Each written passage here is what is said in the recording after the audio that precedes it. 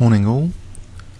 I would like to show you an endgame study which maybe many of you have seen before. It's been featured on many blogs, websites, YouTube videos. It's one of the most beautiful endgame studies I've ever seen in my life. An endgame study is basically a class of problem. It's a composed chess problem, chess position. Composed as in, usually they have a composer and there's a set of requirements for compositions which are set, including, for example, beauty, efficiency and other stuff. Now, a particular class of compositions are endgame studies, and studies, okay, so they're like composed chess positions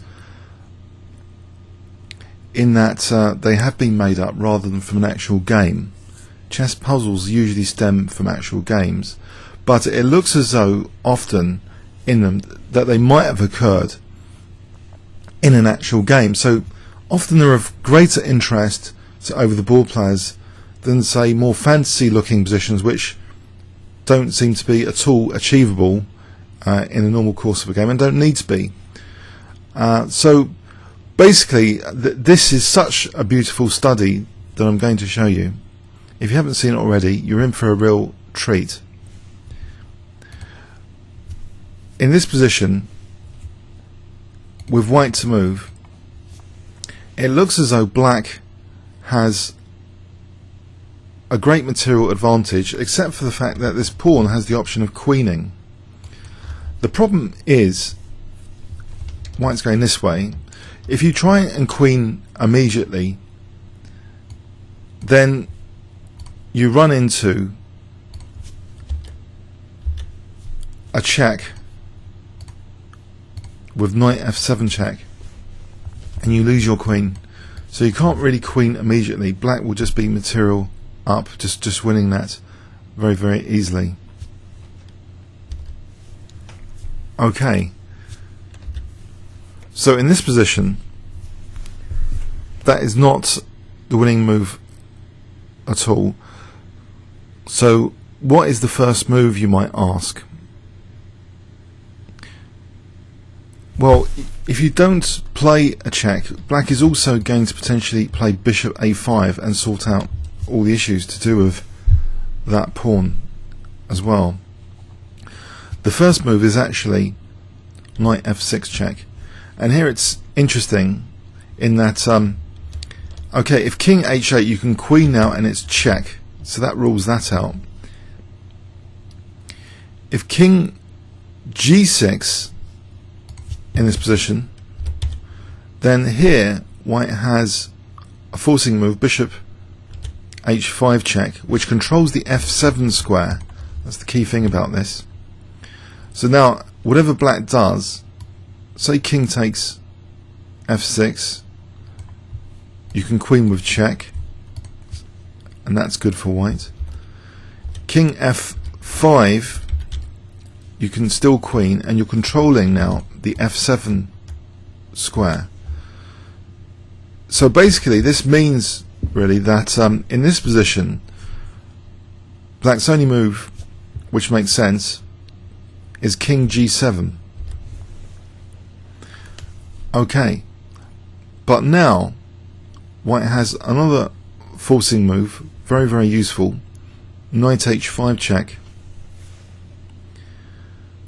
Okay, in this position, if king h7, then bishop c2 would be very good for white. Where would the black king go? If it's forced to go back on the back row, then d8 is queening with check. Okay, so the king in this position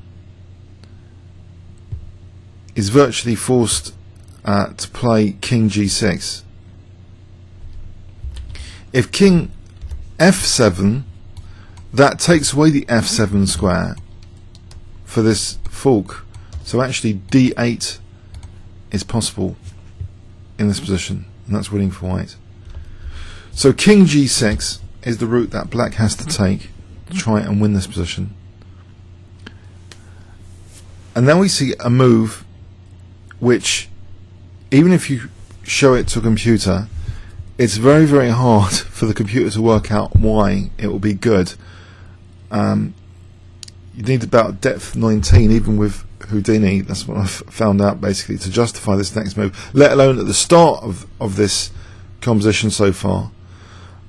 It's a real challenge even with computers. But this next move, bishop c2 check. So what we have here after bishop c2 check is the king basically being compelled to take on h5. If king f6, then d8 check. Okay, so king takes h5, and in this position we've virtually done an advanced drag and drop tactic with the king now on h5, but here is where the real fun begins. So in that first phase of the composition so far, we've got the king to h5. So is it quite awkward? Basically, as a human, we could find out there's something awkward about this king on h5 here. You might think, what is awkward about it? d8 is still ruled out. Why would you play d8? It's still ruled out, surely, because of knight f7 check. Well, actually, that is the very move that is played now to gain critical time here. d8 is played. Basically a virtual queen sacrifice, which is always good. Good fun.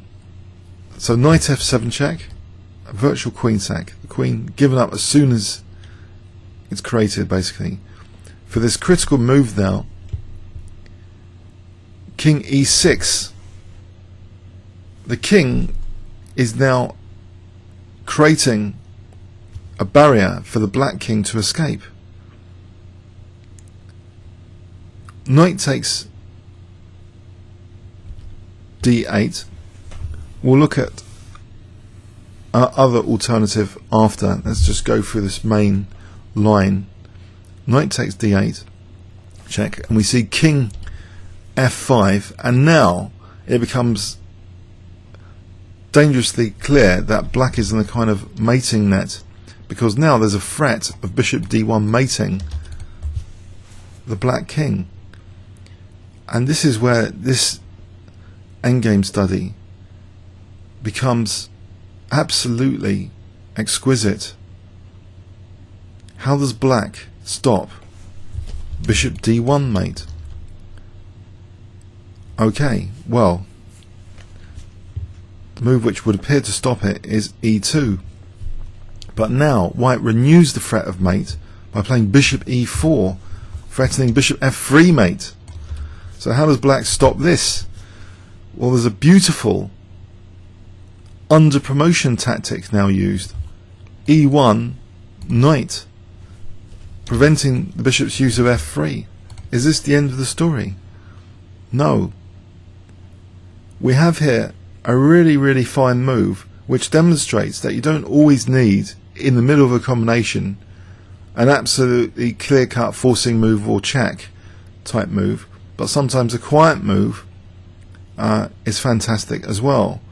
And this quiet move also is a powerful aesthetic centralization. It's bishop d5. The bishop has various access paths to the black king. f7, but it's guarded. But it also has bishop b3 to d1, or bishop c4 to e2, or bishop c4 to b5 to e8.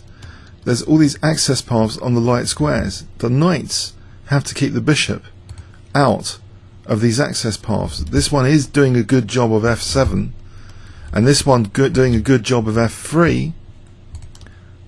But what about bishop c4 to e2? What can black do about that? Okay, well, black can try now c2, being prepared to answer now bishop c4 with yet another under promotion of a knight, c1 knight, protecting e2. So have the knights done their job in protecting all these key light squares. Knights on dark squares protecting key light squares to avoid getting mated here. It's not the end of the story. Bishop b5 now threatens. Bishop e8 mating. Knight f7 will only delay things with bishop e8, still being a crushing move, just mating black after. So the move here, knight c7, the other knight joins finally, so we've got all the knights on the dark squares trying to protect the key sensitive light squares in the position. Alas, white has a final move, bishop a4, and now, believe it or not, bishop d1 is unstoppable. This is one of the most beautiful, or the most beautiful to be quite frank, endgame study I've ever seen in my life. And I think I first saw this a few years back, but it's definitely worth, I think, committing the initial position to memory, just to share with people at your chess club or write it down. It's really amazing. Just to finish off here, if knight e1, for example, bishop d1, and black's getting mated, you can only delay this diagonal. It's just hopeless mating that here. So, for example, mate. Now it is kind of an art form, this endgame study, and with art, an important aspect of art is to establish provenance. Provenance is where something came from, who created it. With this, there's an obscure provenance story, and it came. ChessBase have 2 articles about it. Grandmaster James Plaskett, a very colourful grandmaster who once set off to find the giant octopus, and who I've been drinking with at the Forenscial weekend, last time I went to the Forenscial. Very interesting grandmaster, very great attacking style. We should go over some of his games. But he is the one who brought this study into the limelight by taking it to a Super Grandmaster tournament. The Super Grandmaster tournament is interesting also, Brussels 1987. It's interesting because in this, Lebojevic came first with Kasparov. Also in this, Anatoly Karpov was playing, Timon, Korchnoi, Tal, Mikhail Tal, Benton Larsen, as well as Nigel Short, who was a bit off form, Mulders, Winans and Torre. So he brought this puzzle to this tournament, and none of the grandmasters could solve it. Surprise, surprise. But Tal apparently went off for a walk, and an hour later came back with the solution in his head. But Plaskett, in the article, basically, let's see what he says. There is an obscure mythology about the puzzle's provenance. I think Graham Hilliard was the first person to show it to me in 1986 or earlier. The study appears in Gavriel's last book, The Search for the Mona Lisa. By the way, the Mona Lisa is something I have on my iPhone. It's my background image. So this is kind of a chess Mona Lisa. It's really, for me, stunning, this position. Anyway, to carry on with Plaskett's story, his story is that it pops up in circulation 1990. There are stories of Tal having received an anonymous letter pre-1986 of a lorry driver having composed it. Gavriel says that since nobody has yet claimed to be the inventor of the study, he proposes that it was dropped from outer space. I'm sure I've read somewhere that someone ending in Chivili did it.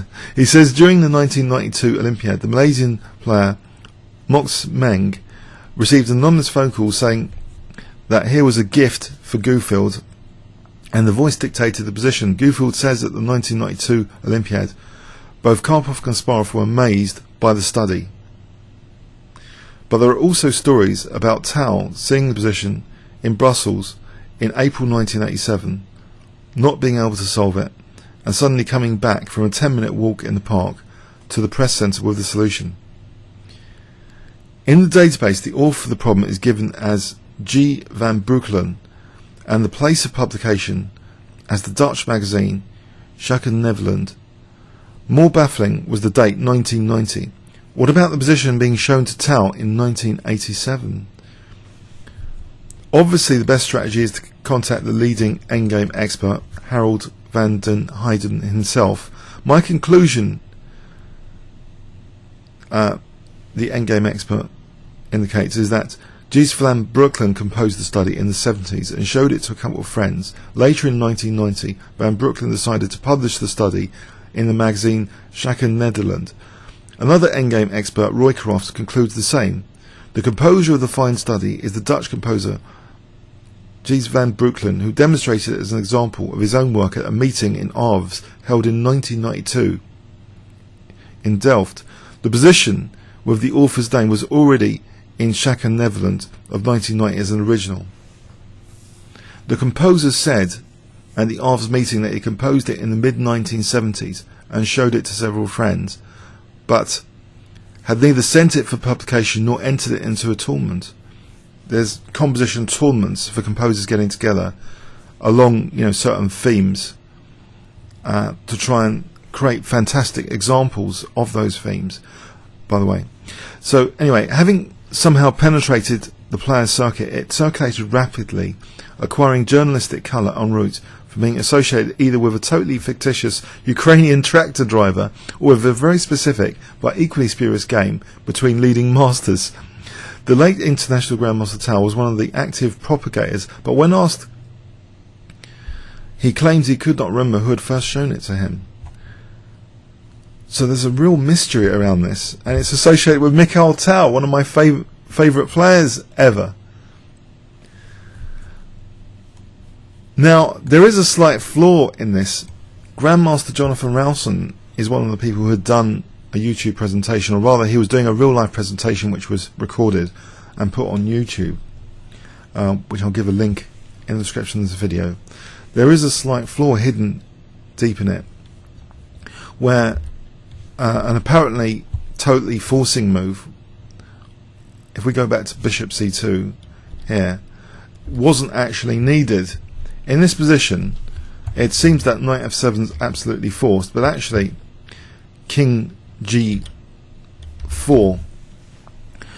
And according to Ralston, when he did his video, I don't know the state of engine technology, but he believed that actually black could hold this position, because if this pawn is dropping off, then apparently it is possible to hold.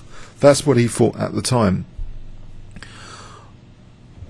Modern engine analysis seems to indicate that actually white still might be doing very well here, but I leave that to you guys to put it in your computers to see if you can really force a win from this position after king g4.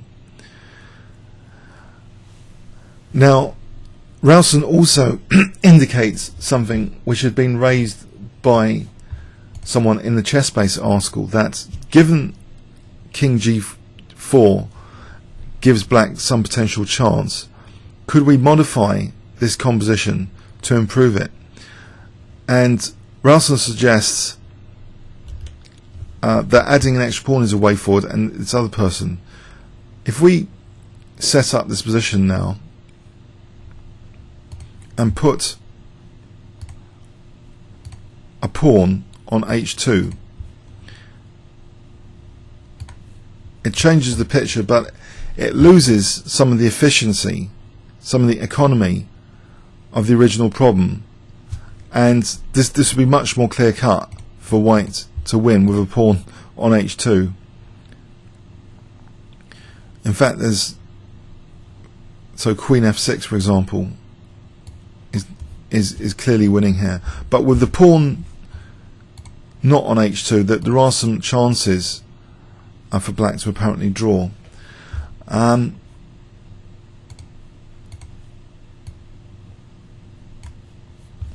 The problem with adding the pawn on h2 is really, as I say, endgame studies are a class of compositions or problems. The two words are interchangeable. Problems with a capital P. Now, in compositions or problems, they're not like puzzles, because problems are supposed to exhibit, according to Wiki, economy in construction. So adding a pawn on h2 makes it less economical and maybe also less aesthetic. They're also supposed to be a theme of the problem, a stipulation. It's supposed to be composed, and it's supposed to, be of great aesthetic value, an object of beauty. So really, there's a philosophical question here about adding a pawn on h2 as well. Would you do it? Personally, no. I would leave this kind of bug in here, personally. I think it does add some inefficiency, some extra material just to reinforce it absolutely winning is I don't think it's needed, because this composition, it's just so beautiful with just a single pawn there providing the mating net. The economy is much greater if we look at this again. For me, the economy is much greater here with just a single pawn over there. Okay, it's just unfortunate that is available as a resource, but in this sequence we basically also, we can also learn from compositions. I think Kasparov, has said, he's learnt a lot from compositions because they expose a lot of paradoxes in chess.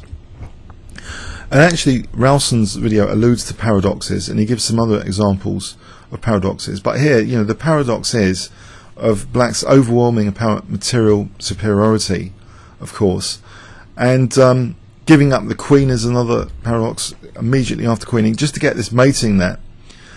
And black's forces not being able to cope with the single bishop.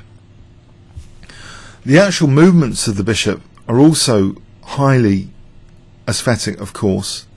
If we look at the movements here, this kind of zigzagging that happens, so bishop e4, and then this beautiful centralizing move, bishop d5, not immediately threatening anything. That's another amazing thing. If you can give calmness to our own combinations over the board chess, because sometimes in a move of combination, not to actually threaten anything directly on the next move, but the move after. And so preparations are made for black to try and salvage, and you get this kind of zigzagging, which is absolutely kind of stunning to observe. So the aesthetic beauty of this composition is really, really high. The provenance is highly mysterious.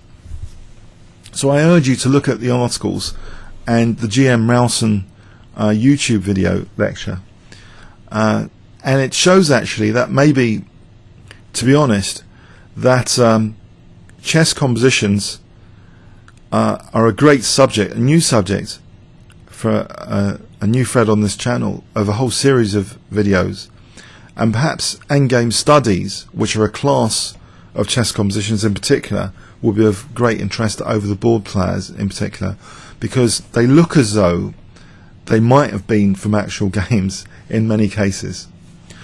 Okay, I'm just totally stunned by this, and I showed it to players last night at an over the board match, which I've got an over the board game to show you. But okay, I hope you enjoyed it, and I hope you memorize it. Actually, I hope you memorize the start position or write it down. There's a way of notating the start position. I'll give you the Fen string, what's called the Fen string, Forsyth Edward notation, which is a very concise way of writing down this position. If we do new position setup, you'll see, well, I'll give you the Fen string in the description of the video, but it's really one to share with your fellow club members. Okay, comments or questions on YouTube? Thanks very much.